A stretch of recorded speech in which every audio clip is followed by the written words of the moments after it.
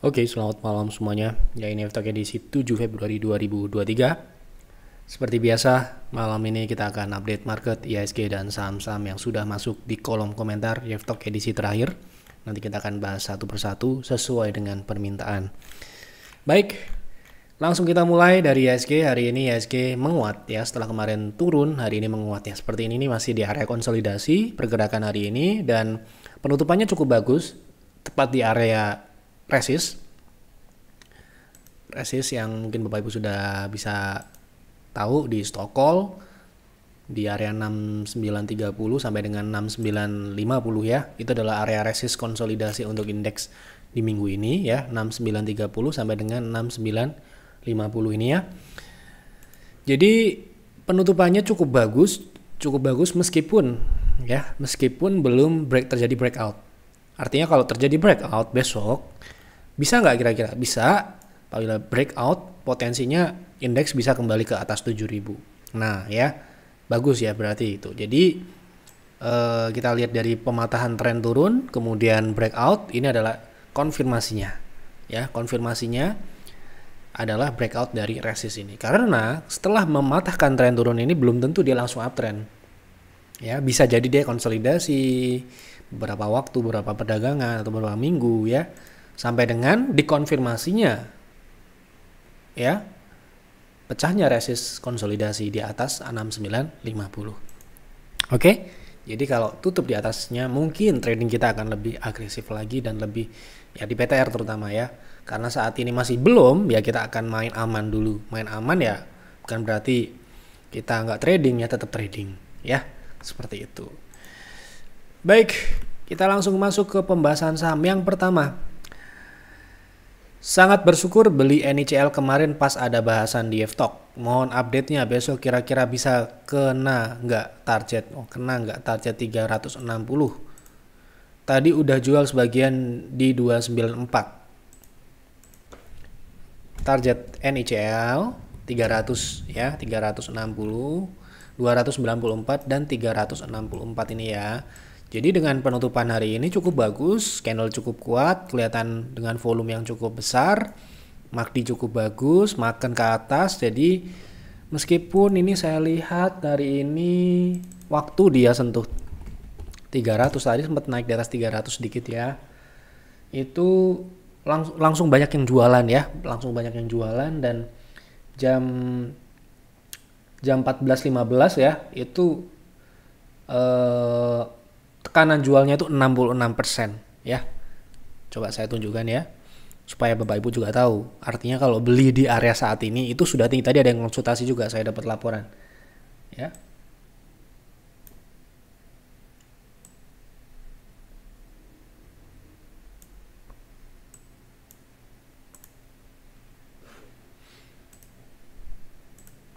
Ini saya kasih tahu ya, supaya bisa menjadi pemahaman kita apabila naik itu ya udah telat gitu loh. Apalagi sudah di area TP ya. Nah ini ya, ini data kami ya di jam 14.30, 14.15 itu, ini yang hijau ini jualan ya gitu. Jadi lebih banyak orang jualan gitu loh. Perjelas aja ya berapa persennya.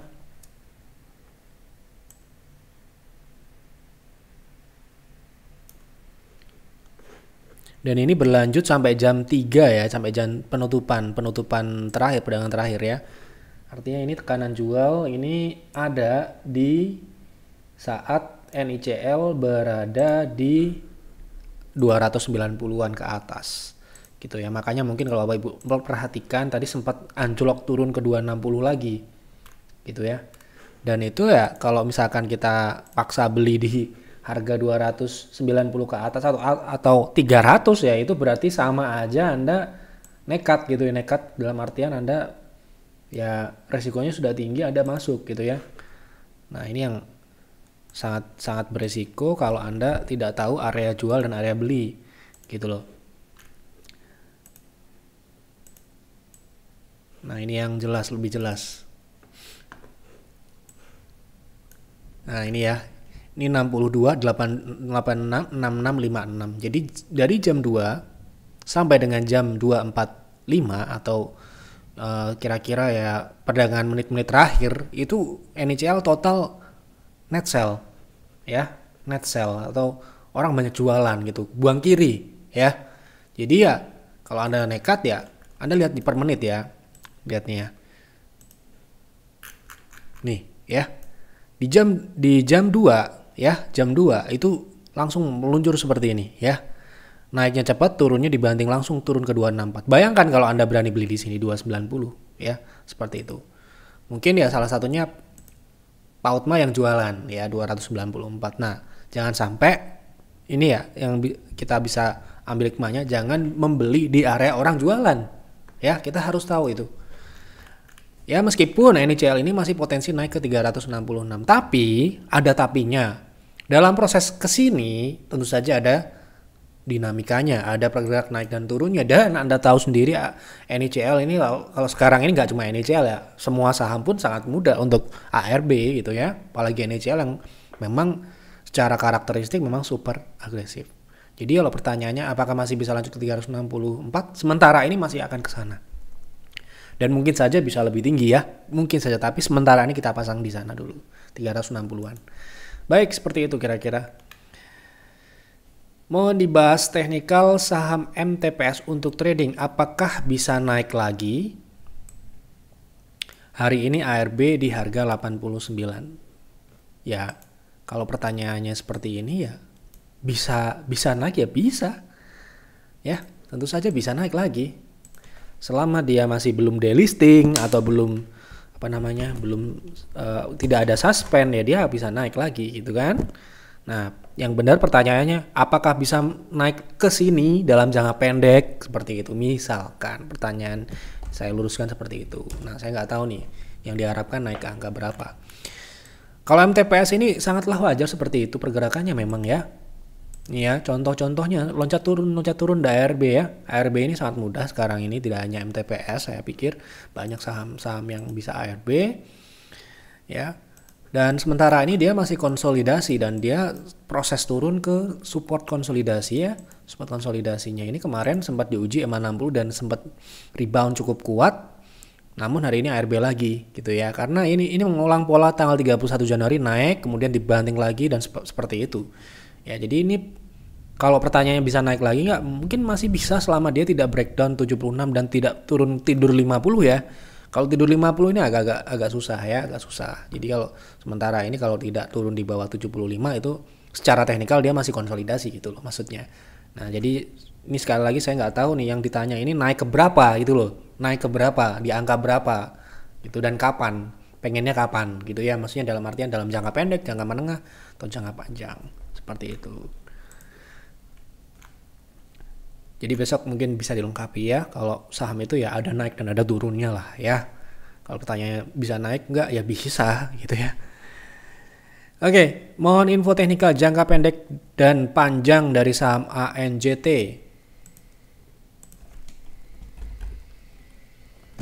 Oke, kita coba lihat tren jangka pendek dulu, tren minornya. Ini tren minornya mulai naik ya setelah dia breakout dari EMA 60 dan membentuk sebuah bottom dengan neckline yang sudah ditembus di 685. Artinya sekarang ini kita coba bersihkan dulu. Sekarang ini untuk Austindo gitu ya. Ini potensi untuk tren naik jangka pendek dulu ya. Keberapa? Terdekat ya, kita lihat area di 750 sampai dengan 780 dulu. Ini tren naiknya seperti itu. Nah, jangka panjang apa jangka menengah? Jangka panjang ya. Jangka panjang kita menggunakan monthly ya. Nah, ini kelihatan ya? Tahu ya? Kita telanjangi dulu. Nah, seperti ini bentuk moving average turun. Ya. Tahu ya, teknikal jangka panjangnya dia downtrend. Nah, sekarang ini pullback jangka pendek atau uptrend jangka pendek. Seperti itu. Lanjut. Tolong bahas Pewon untuk swing trade. Saya belum masuk, cuma pengen tahu teknikal dan fundamentalnya bagaimana. Karena melihat tahun-tahun sebelumnya ada tren kenaikan di bulan Februari. Untuk swing trade berarti saya rasa nggak perlu menggunakan fundamental. Menurut saya seperti itu, ya. Jadi ya, kita lihat P1 teknikal jangka pendek untuk swing. Oke, kemarin sudah kita bahas ini terkait kecenderungan menyempit ini. Nah, apa yang waktu itu saya bilang, kalau dia keluar dari penyempitan ini, ditandai dengan entah itu dia naik di atas upper line ataupun down line, ya, berarti P1 akan bergerak lebih baik. Atau ya, Anda kan lihat di sini ya, ketika dia menyempit, dia konsolidasi dengan volume yang tipis. Nah, ini dia mulai naik ketika dia naik breakout ya di 3 Februari ini, mulai breakoutnya 3 Februari ya. Dia mulai mengalami peningkatan transaksi secara berkelanjutan sampai dengan hari berikutnya, dan hari ini relatif dia lanjut naik, berarti potensi swingnya akan di area konsolidasi jangka menengah. Ini adalah area konsolidasi jangka menengah. Keberapakah? Jadi untuk swing menarik atau tidak, kita akan lihat berapa persentase upside-nya gitu toh.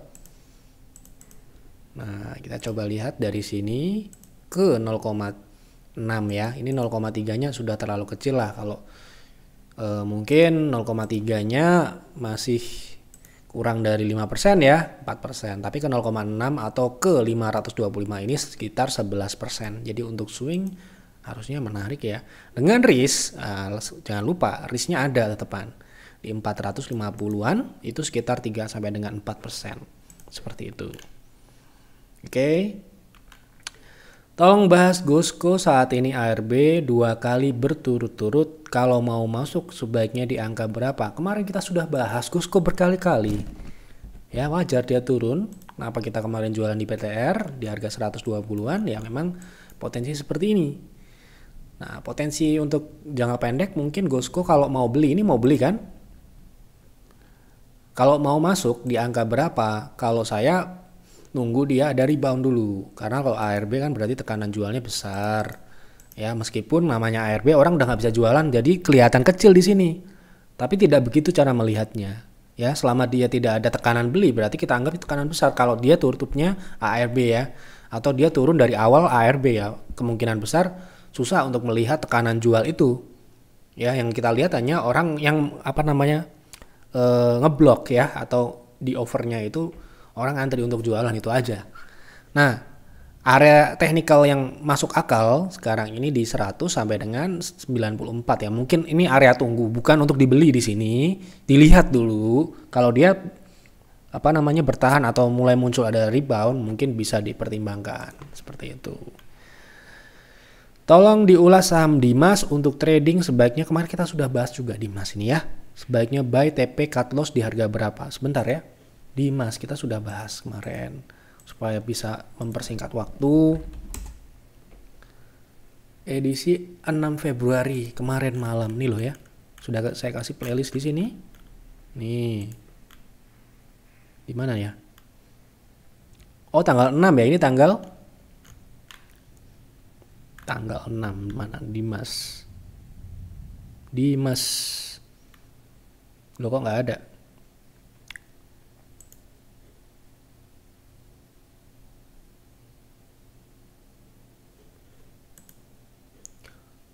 Oh sorry, tanggal 5 ya, edisi 5 Februari ini.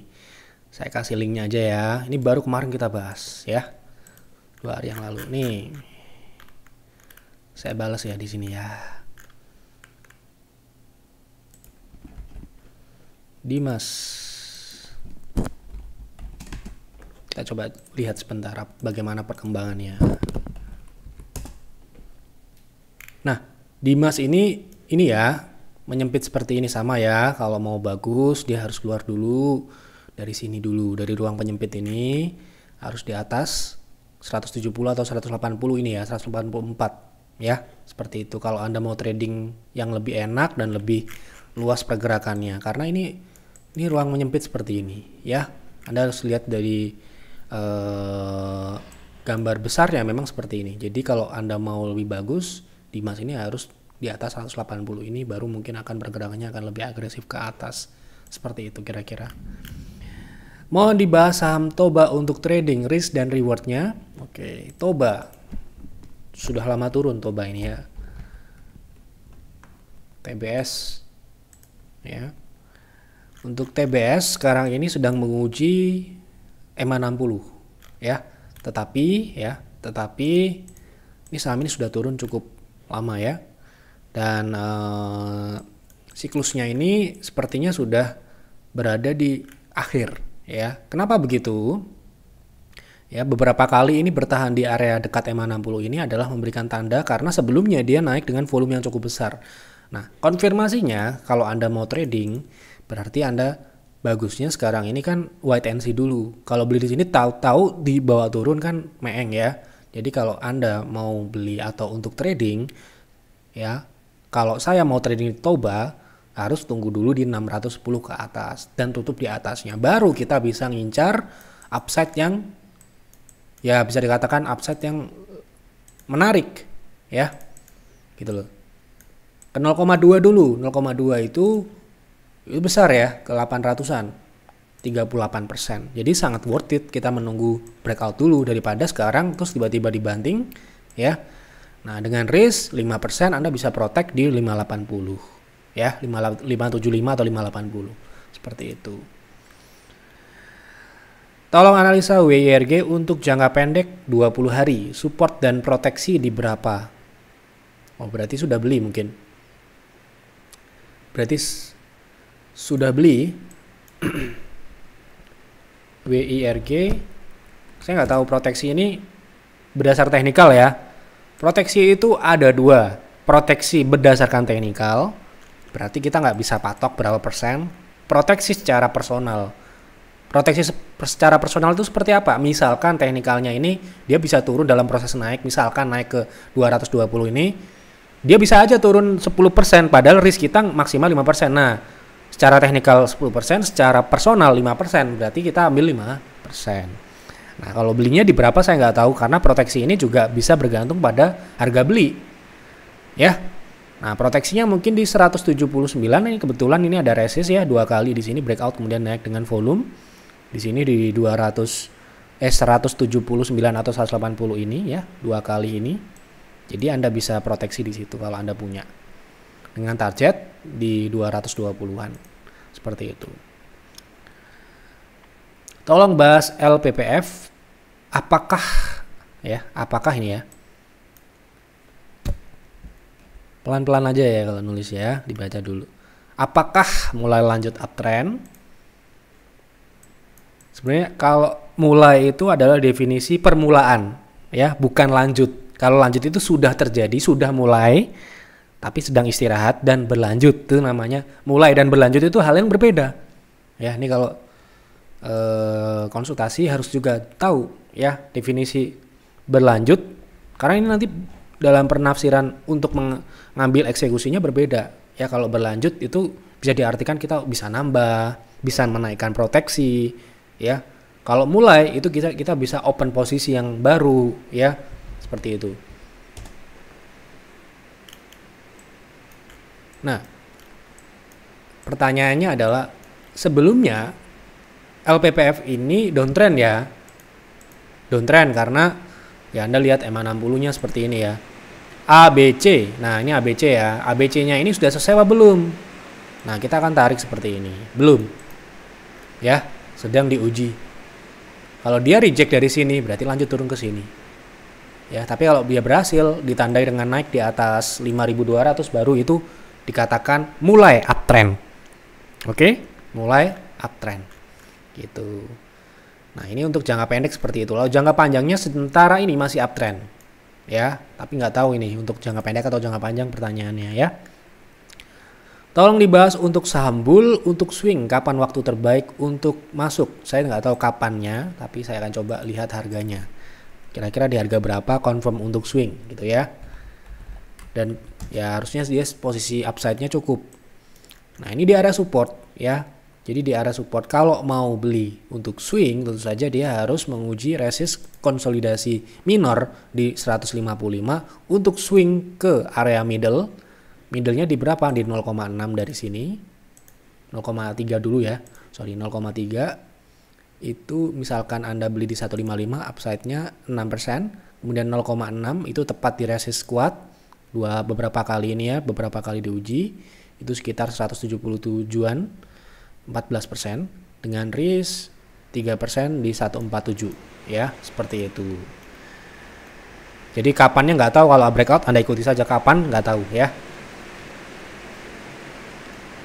Friend, kok nggak gerak-gerak ya? Kira-kira bakalan kemana ya pergerakannya sahamnya?